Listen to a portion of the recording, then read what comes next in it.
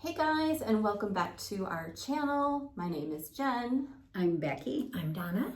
And we are Criminally Curious. Stay tuned for another unsolved murder of Elkhart County, Indiana. In another case, unsolved case in Elkhart. Jessica Starr, she was a 26-year-old young woman in Elkhart County. She came home from work late one evening, about 11:30 or so, had bought some groceries and never made it into the house. Her friend that she was staying with had a young boy, and he was still up playing video games or doing something. And he heard what he thought was, this would be after the fact, he thought he heard someone dragging Jessica off the porch.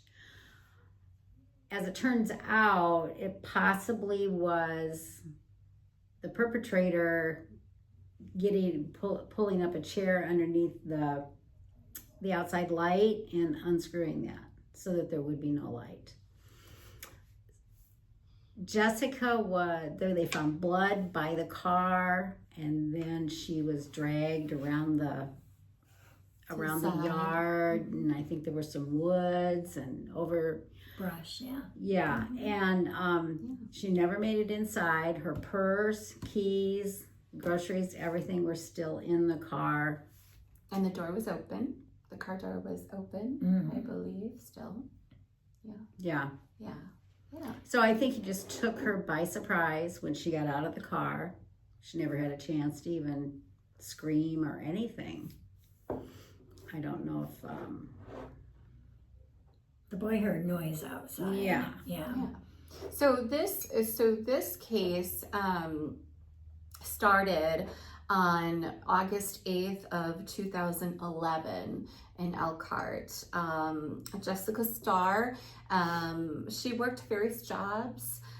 She was also a legal assistant supporting domestic violence victims. She herself was a victim. And the reason that she was living with her friend at the time that this happened was a few months earlier. She had broken up with her boyfriend, and his name was Bay. We'll just call him Bay. B-A-Y? Sure, B-A-Y. B, or that if you're a millennial or whatever. But his name is Tavares, and excuse me if I'm mispronouncing that name, but he went by the name Bay. He was known as a verbal and an emotional abuser. He was also a small-time drug dealer in Elkhart County. And we're going to get back to him in just a second, but that's the reason why Jessica was living with her friend at this time of August in 2011. Now, her friend did have two boys. One boy was asleep, and the boy that heard noises coming from the porch was awake playing video games. And like we said,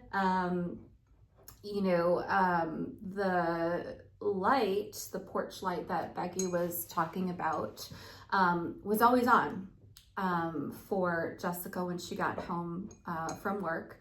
And that particular night, somebody had unscrewed the bulb from the porch, so it was unlit.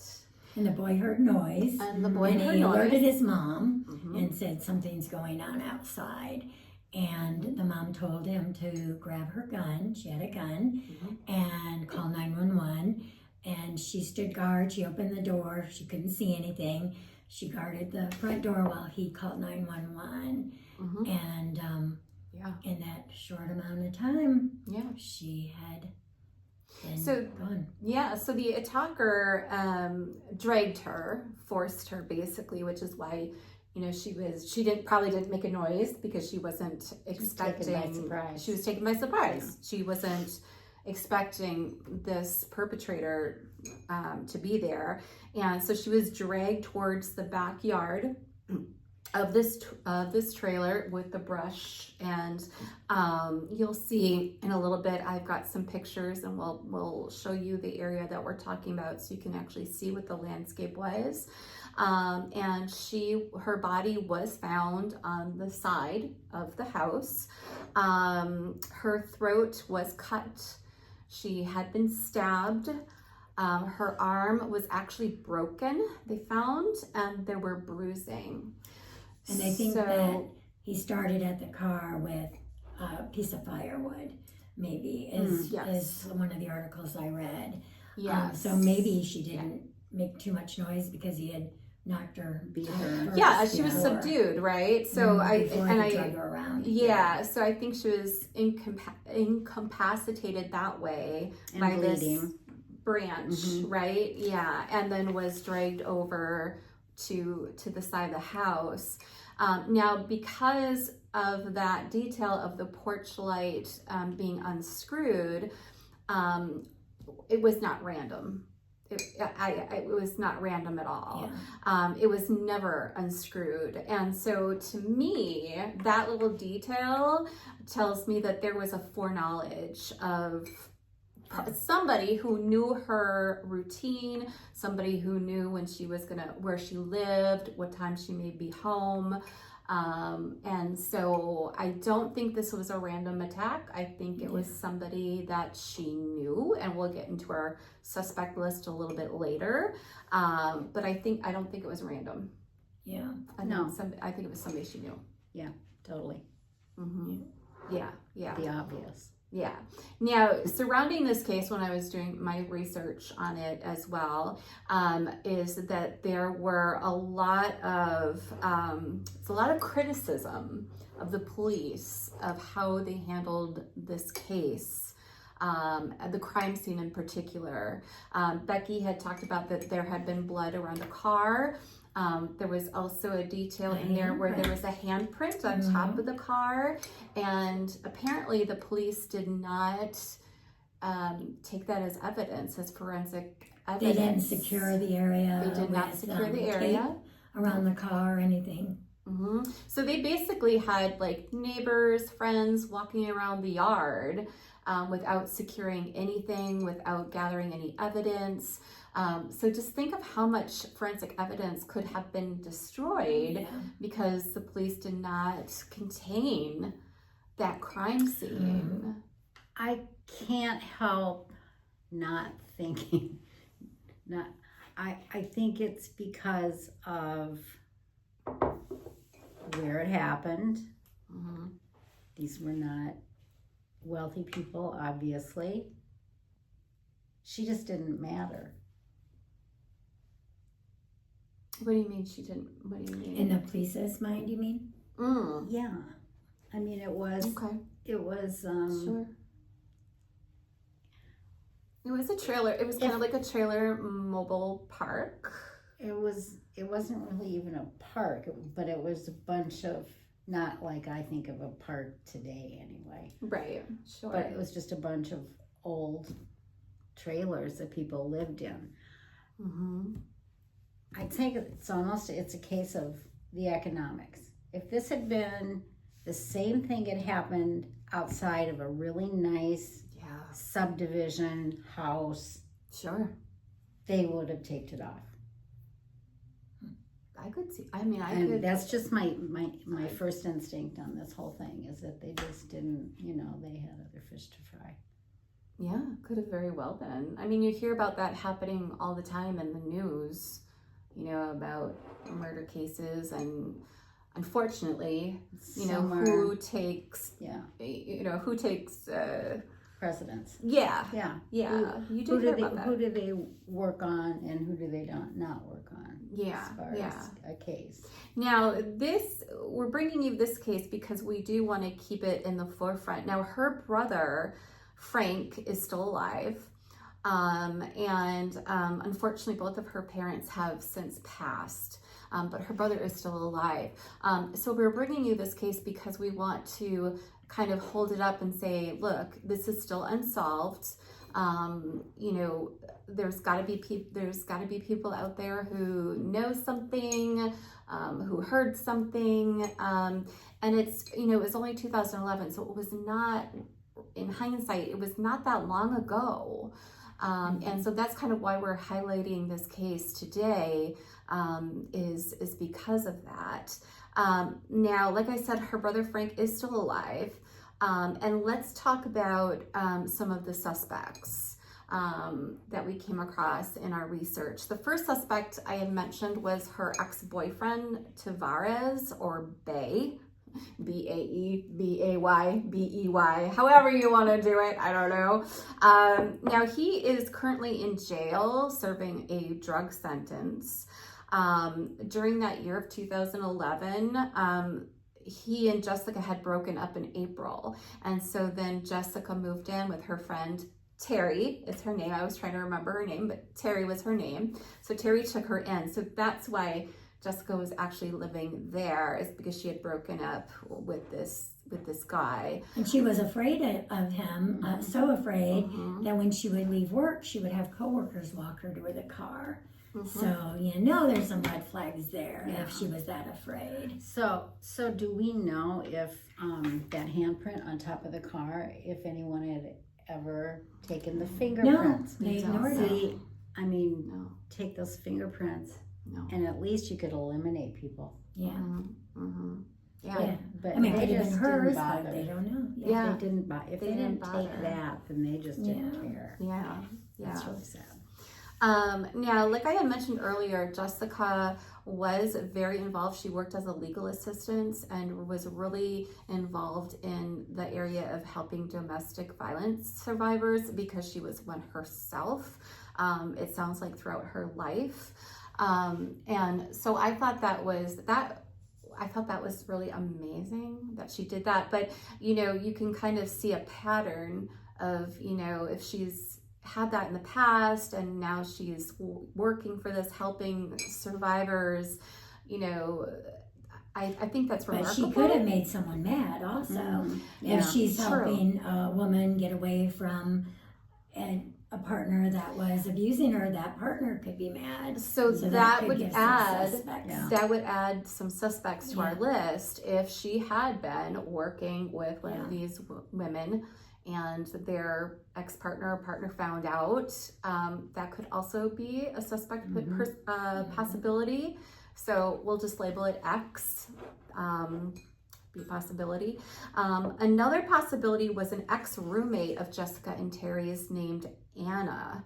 I guess Anna had lived with them for a time, and she basically was kicked out because of her behavior, like staying out too late, bringing home guys, that kind of thing. And apparently, according to reports, she blamed Jessica for being kicked out of the home.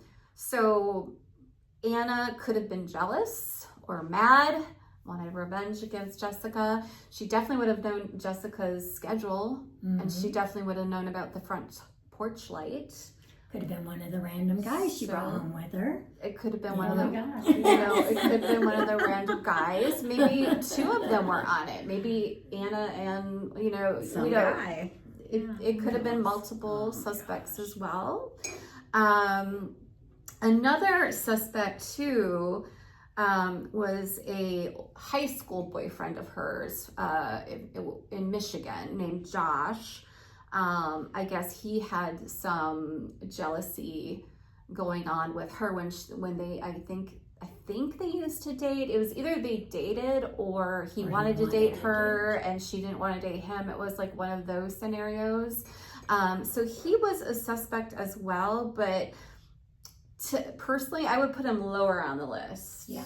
If I was ranking my suspects, I would definitely be putting Bay on the top of my list. Right. They had just broken up, and of all accounts, he seems abusive.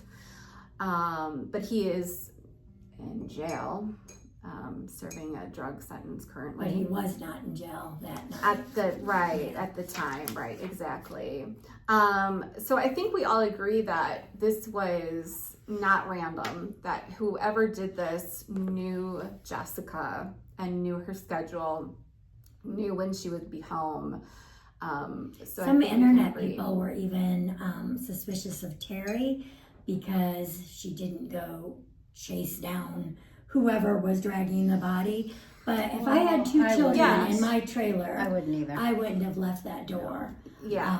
Yeah, she had a gun and she was standing at the door. But, yeah. but she got a lot of criticism for not, that she could have stopped it had she ran off the porch. Yes, and then she could have caused both of her children to get killed too. Yeah. So no. Yeah, she didn't know if that person had a gun that could have shot her, and yeah, so I disagree with that. But on some of the research I did, there was people talking about that also.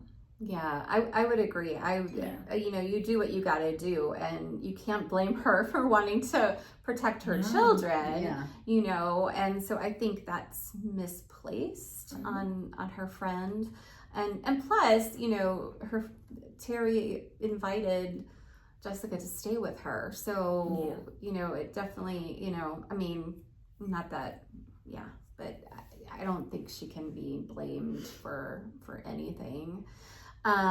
So again, my question is, of course, we've got this list of suspects, right? And some we probably might not even know because of her work in the area of domestic violence. So my question would be who, and it appeared planned. It was not random, and it was planned. So, and then the other thing, of course, is motive. We know it wasn't random. So was it a past relationship, jealousy, revenge? Her purse was still in the car, so probably not robbery. Yeah. It was personal. Yeah, for sure. I would agree with that. I think it was a very personal thing and planned, definitely, for and sure. we'll add the number that you can call down. Yes, we'll add that in the description box below. That's because that's why we're doing these videos. Because so if anyone knows anything about if anyone knows any details, you know, definitely I will leave that number to call in the description box below as well. That's why we're doing these videos on these unsolved murders in Elkhart County, to keep them in the forefront and to do further testing. Which leads to my next thing is the porch light was unscrewed. So could it have provided forensic evidence? So could they have found fingerprints? I don't know back that far, but why was that not followed up on? The handprint though, that's just so obvious, right? Yes. Yeah, so why? Not even hard.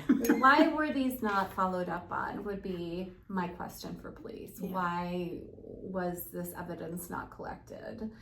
You know, was, again, and like we talked about, was there other evidence? You know, we know that it was blood. They could have taken DNA and kept it. You know, were there footprints? Fingernails. You know, did they take, you know, evidence from underneath her fingernails for DNA? You know, what happened? What happened to that? Why was that not followed up on, and why have we not heard anything on that? That would be my questions in this case. Yep. So in this case, so again, we're bringing you this unsolved murder case. To put it out there. Again, I will leave the phone number to call if you know any information whatsoever. Please call the number. I'm going to put it in the description box below. But Jessica Starr, she was 26 years old and murdered August 8th, 2011. I will go ahead and put in some pictures of the area so you can have an idea of what the landscape looks like of where this happened in Elkhart County. And And that is the case that we're bringing you today of Jessica Starr. Thank you for watching. And as always, stay Criminally curious. And also, if you have not already subscribed to our channel, please subscribe, Like, share. all those things. We would greatly appreciate it. All right, until next time. We're criminally curious. I forgot we said said that. that already. Yeah, we did. Bye. All right. We'll leave it in. Okay.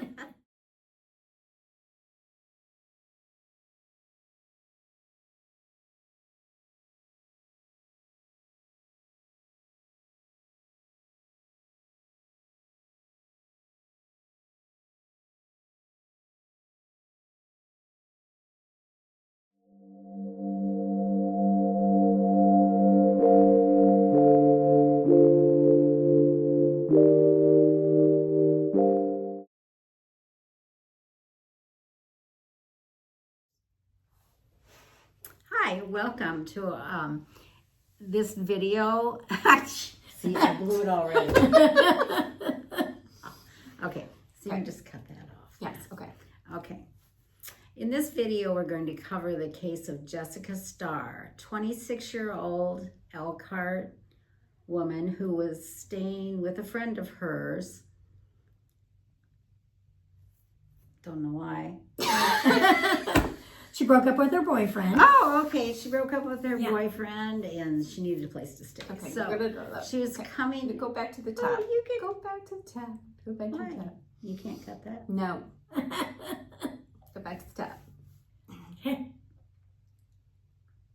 Don't do that. Don't. Okay. Hi. In this video, we're going to cover the case of Jessica Starr. She was a 26-year-old living. Oh, see, it's just getting worse. It's okay. You're doing fine. Yeah, You're great. doing it fine. Cut.